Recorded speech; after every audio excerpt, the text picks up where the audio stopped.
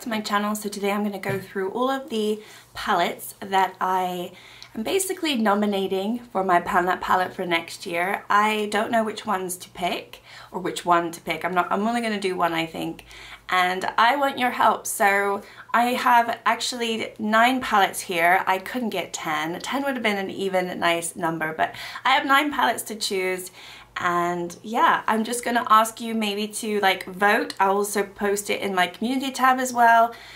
So let's get into all of the palettes that I would definitely be open to doing a Pan palette for 2024. So before we get started, I have been working on my e.l.f. Retro Paradise palette this year. This is the first time that I've actually tried to do a Pan palette. And it's been, I think, a couple of months since I did an update on it, because I just haven't used the palette. I've got to a point where I'm not wanting to use it anymore, but I don't want to do a dedicated video of like my finale, so I'm just going to do a quick little piece here, right? So the beginning of the year, this is what the palette looked like, if you're not familiar with what the palette is. And yeah, I think I had one shade that had already hit pan on or was missing, and then maybe 1 or 2, and I'm not entirely sure, but I have a picture there. And then now this is how the palette is looking. So quite a bit different, but not too different from the last time that you saw it, because I just haven't been going into it. I'm at a point now where I'm really satisfied with how much use I've given this palette this year, and I'm going to retire it. I don't want to use it anymore. I'm not really going to keep it in my collection as a palette that I grab to use.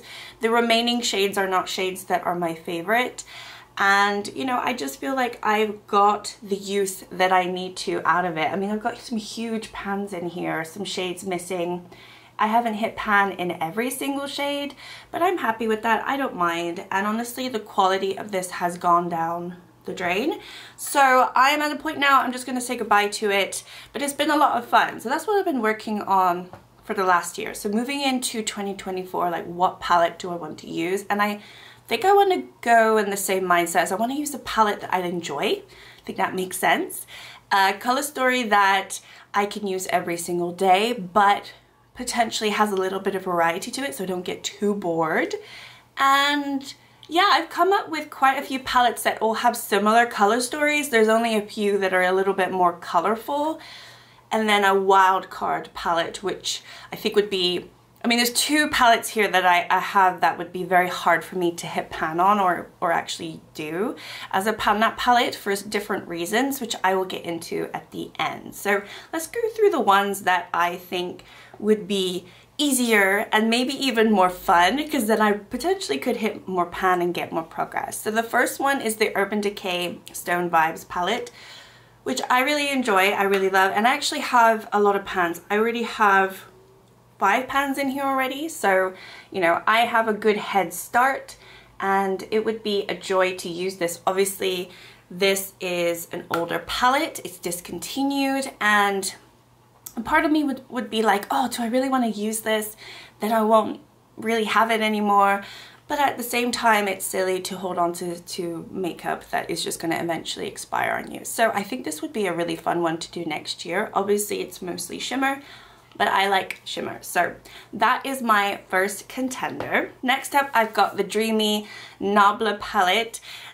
We do have, I think, oh gosh, I'm going to try to get the name right, but Anook Dominic Rose.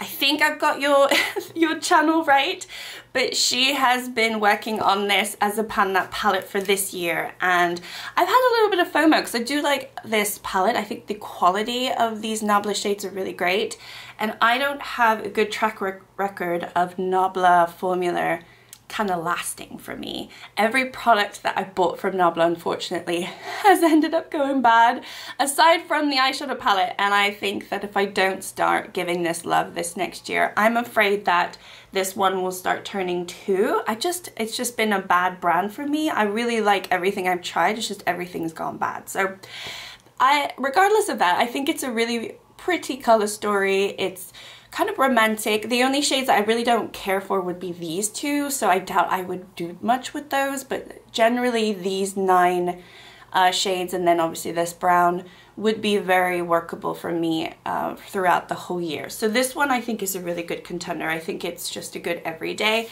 and I love the formula. Then we have my Norvina from ABH. So I feel like everyone's sick of seeing a pan that palette that's from ABH. Correct me if I'm wrong, but that's kind of my feeling. So that's really the only hesitation that I have of rolling this one in for next year, because I really do love this color story, and it is slightly older palette now. I have 3 pans in it already. I have a little bit of a, you know, a head start. And I think it would be a good one to use throughout the year, because I think it is something I could use every single day or every other day, and I potentially wouldn't get bored of it. I'm not sure. So I just think it's a really pretty palette, but is anyone going to be interested in watching this? I don't really know, but let me know. Obviously this is definitely a contender.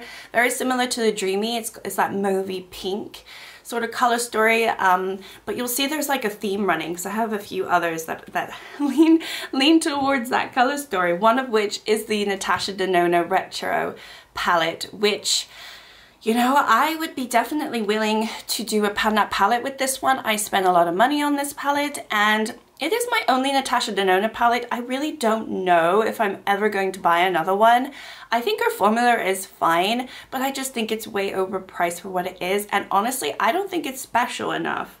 There are some other brands that I've tried this year that have nicer shimmer or metallic formula that I enjoy more so than Natasha Denona's. And yeah, I think it's just that price tag. But regardless of that, this is obviously very mauve-esque, and, you know, part of me would love to do a pan that palette, but it is a little bit more monotone, so I might get a little bit more bored, or bored faster than if I were to pick a different palette. But I would definitely be open to having this for the whole year and seeing what I can do to it, because, you know, I barely touched this year, and yeah, I'd like to get my money's worth on that palette. Next up, we've got the Artemis from Alter Ego.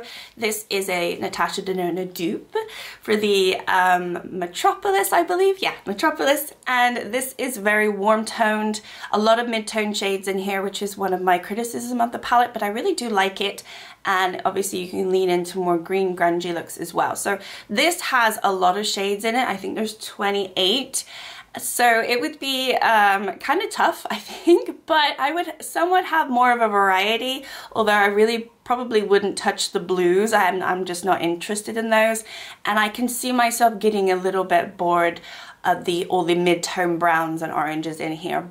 However, I do like the formula, I like this palette, and I haven't used it enough since I purchased it. So I think this would be a really nice contender for the year and just be fun to see how well I can do, because I don't have any pans in it. Okay, next up is a Huda palette. This is the Mercury Retrograde palette, which I really do love. I just haven't given it enough love, I don't think. And I think, aside from the first row, I think this would be a really fun and easy palette to work on, because it is pretty neutral. Obviously leans more like mauve and pinks, but there are some neutral shades in here, so you can still do your everyday. It's got one of my all-time favorite shades in here, Gold Glitch. Just think it's absolutely stunning. So I would most likely just get rid of that straight away and work through that. But I think it would be a lot of fun. And then if I did get bored, obviously I could go in, because there is that variety. So I think this one would absolutely be a great contender, and it is leaning more to like the mauves. So I don't know, maybe I'm in a mauve era, I don't know, but that is another one that I think I would have a lot of fun with. Okay, and lastly, in terms of the ones that I think would be like easier for me to work on, I've got Summer in Saint-Tropez by BH Cosmetics.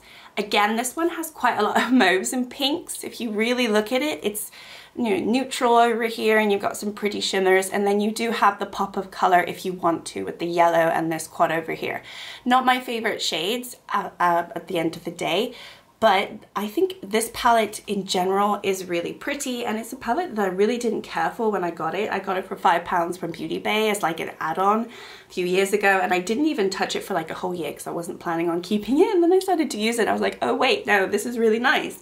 I've got 3 pans in it already, and I just think this would be a good pan palette for next year's, and I really like the formula obviously, so this one is rolling in as an option. Okay, the next two, the last two, I would say are the trickiest ones for me to have as a pan palette.